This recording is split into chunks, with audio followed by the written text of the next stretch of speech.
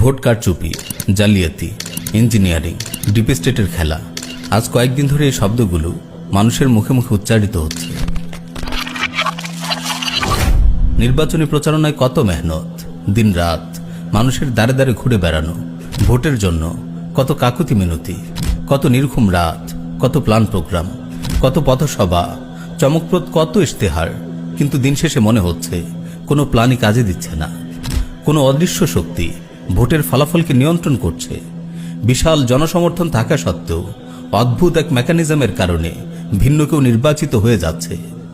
আসলে এই কুফরি ডেমোক্রেসির পথে যারা ইসলাম প্রতিষ্ঠার স্বপ্ন দেখেছে, যুগে যুগে তারা সবাই এই অদ্ভুত খেলার শিকার হয়েছে।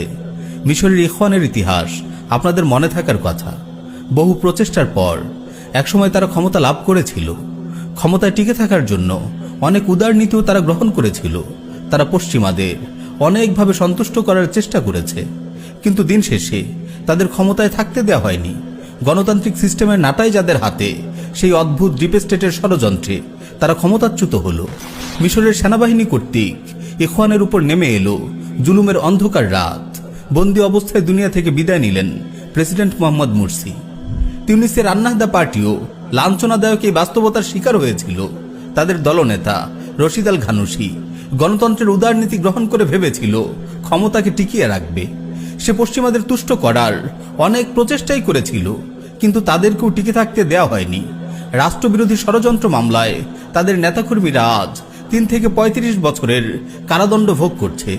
রশিদ আল ঘানুশিকেও 20 বছরের কারাদণ্ড দেওয়া হয়েছে।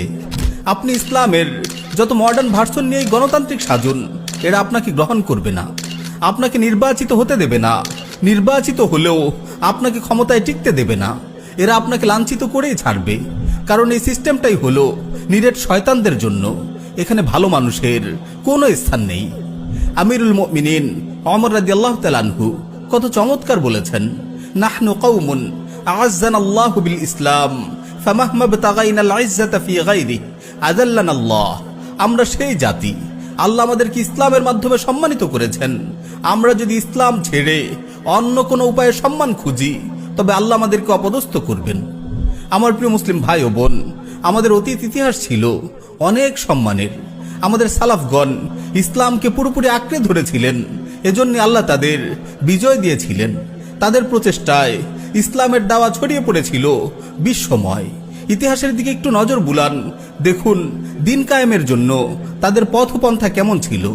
হায়, আজ আমরা তাদের পথ থেকে কত দূরে। আমার খুব আফসোস হয়, পশ্চিমাদের তন্ত্রমন্ত্রের বেড়া জালে